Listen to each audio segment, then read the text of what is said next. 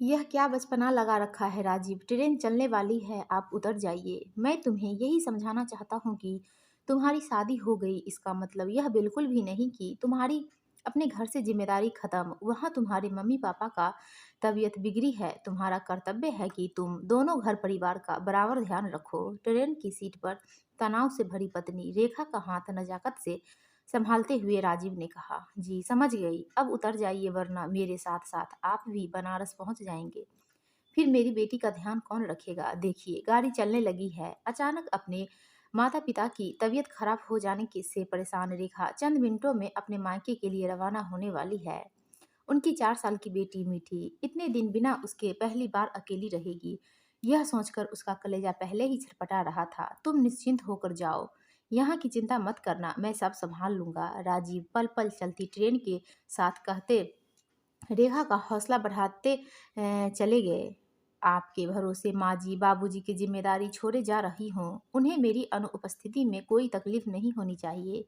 मुरझाया सा चेहरा लिए रेखा बेबसी से राजीव की ओर देखते हुए कहने लगी, तुम परेशान मत हो, पहुंचकर फोन करना। राजीव के पैर अब तेज रफ्तार पकड़ती ट्रेन के सामने कमजोर पड़ने लगे और वह वहीं थमकर उसे अपना हाथ दिखा विदा करने लगा। ठीक है, आप अपना ख्याल रखना।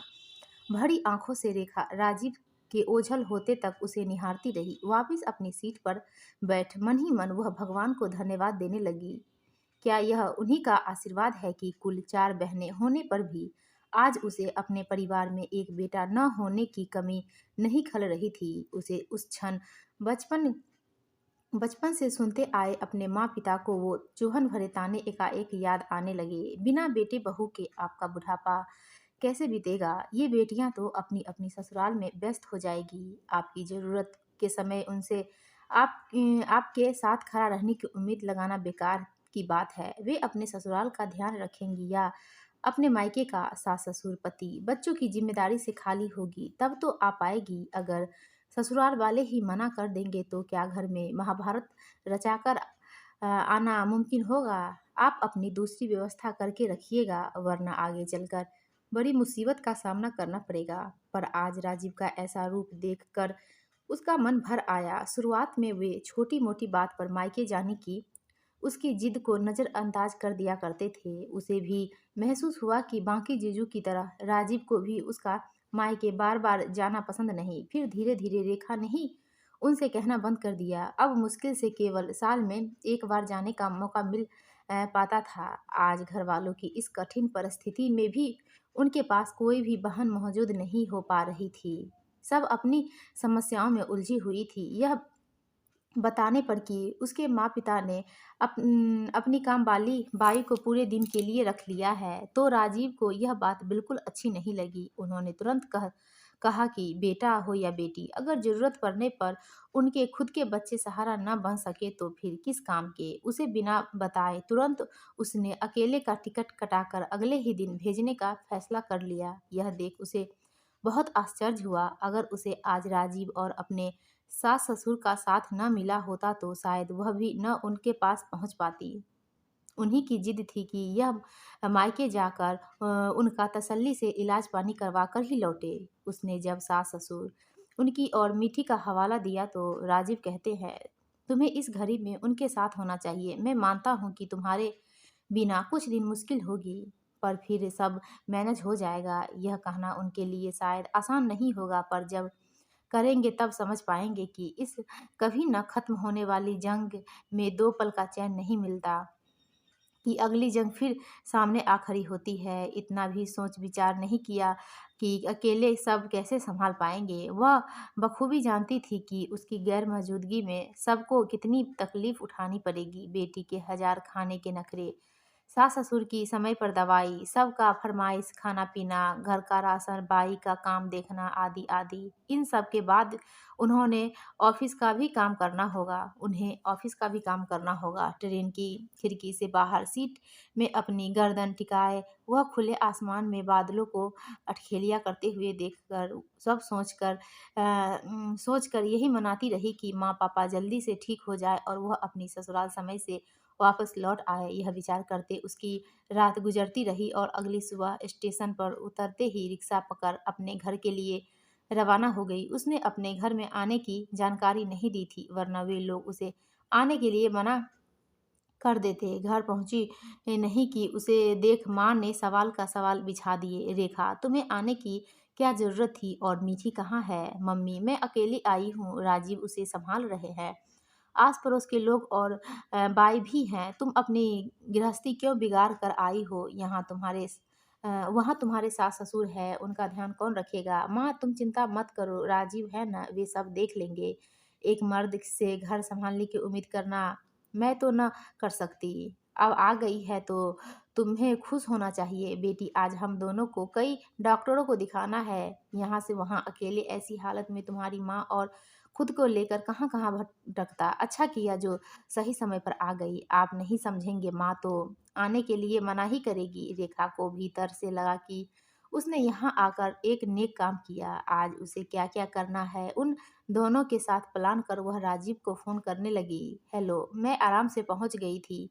तुम कैसे हो? माँ जी, बाबूजी और मीठी सब कैसे हैं? सब ठीक है। तुम यहाँ की चिंता मत करो, मैं ऑफिस के लिए थोड़ी देर में निकल रहा हूँ। सभी ने खाना खुद निकाल कर खा लिया है। माँ ने बाई से सारा काम करवा लिया। बाबूजी खुद दोनों की दवाई निकाल कर समय से खाने की याद रख रहे हैं। और मीठी, तुम जैसी करती हो हम सब वो अगली चीज करने की याद दिला रही है। हमारी बच्ची इतनी समझदार हो गई है, यकीन नहीं होता। रेखा मुस्कुराती हुई आश्चर्य से कहने लगी, तुम न जाती तो पता ही नहीं चलता कि यह लड़की बिना कुछ कहे या टोके अपने काम खुद से कर सकती है। और तुम विश्वास नहीं करोगी, आज उसने बिना नखरे किए तोरी की सब्जी अपने हाथों से खाई है। जो सुधार मैं महीनों में नहीं कर पाई, वह आपने एक दिन में ही कर दिखाया। मान गई आपको, तुम्हारा धन्यवाद। मैंने कहा था ना, सब मैनेज हो जाएगा। अब तुम जब वापस आओगी तो सबकी आदतें बिल्कुल ऐसे ही रहने देना, तभी अपना जॉब वापस चालू करने की सोच सकती हो। आपने सही कहा, सब ऐसा ही चलता रहा तो जल्द शुरू कर पाऊंगी। चलो, तुम ध्यान रखो वहाँ, मुझे ऑफिस के लिए देर हो जाएगी। ठीक है। राजीव की बातें सुनकर मानो उसके मन से बहुत बड़ा बोझ उतर उतर गया हो। वहाँ सब अपने पति को अच्छे से संभालता हुआ पाकर वह अपने आप निश्चिंत होने लगी। आज अपने पति के प्रति अलग सा प्यार और झुकाव होते उसे महसूस हुआ। सभी डॉक्टरों को दिखाकर रात हो गई। यह अच्छा रहा कि कुछ बड़ी बात नहीं निकली। बस 15 दिन की दवाइयाँ और आराम भर से उनके जल्दी ठीक हो जाने का आश्वासन पाकर वे सब बहुत खुश हुए। वहाँ कुल 1 सप्ताह बिताने के बाद रेखा को अपने बचपन के वो सभी क्षण याद आ रहे थे, जब कभी वे बहनें बीमार पड़ती थी और कैसे उनकी माँ दिन रात सेवा में लगी रहती। पिता नियम से काम पर जाने से पहले उन्हें कड़वी दवाई के घूंट बड़े प्यार से पिलाकर जाया करते थे। तब उन्हें उनके साथ और प्यार की कितनी ज़रूरत थी। उनके बिना ये जीवन की कल्पना भी नहीं कर सकते थे। वही वे रेखा को एकाएक अपने समक्ष पाकर और इतने संवेदनशील दिल का दामाद पाकर बहुत खुश महसूस कर रहे थे। यह बात तो पक्की थी कि बिना उनके सहयोग व आश्वासन के बगैर कोई भी बेटी अपना घरबार इतने दिन ऐसे छोड़कर आने की हिम्मत नहीं जुटा सकती थी। कुछ दिनों बाद उनकी तबीयत सुन आसपास के रिश्तेदार और समाज के लोग एक के बाद एक उनसे मिलने घर आने लगे। रेखा को बिना बिटिया के मुस्कुराते हुए देख उनके साथ हर पल साए की तरह मौजूद पाकर सब हस्तप्रत रह गए।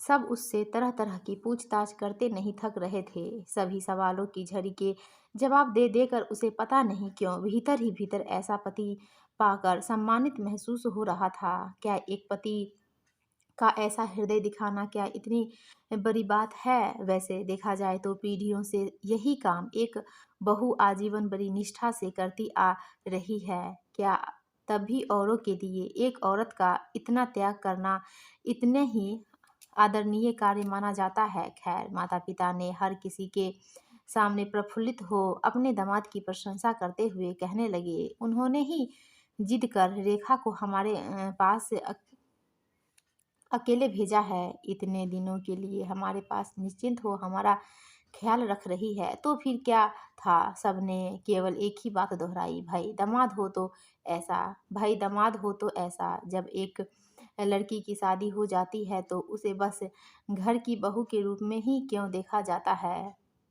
जिन्होंने उसे जन्म दिया, पाला पोसा, पढ़ाया लिखाया, अपने कलेजे का टुकड़ा समझा, हर सुख दुख में चट्टान की तरह साथ दिया, इतने संस्कार और सामंजस्य की घुट्टी पिलाई कि वह ससुराल जाकर एक आदर्श बहू की उपाधि प्राप्त कर सके। फिर ऐसा क्यों होता है कि किसी मुश्किल घड़ी में या बुरा वक्त आने पर उसे के ही जन्मदाता से पराये की तरह बर्ताव करने के लिए दबाव डाला जाता है?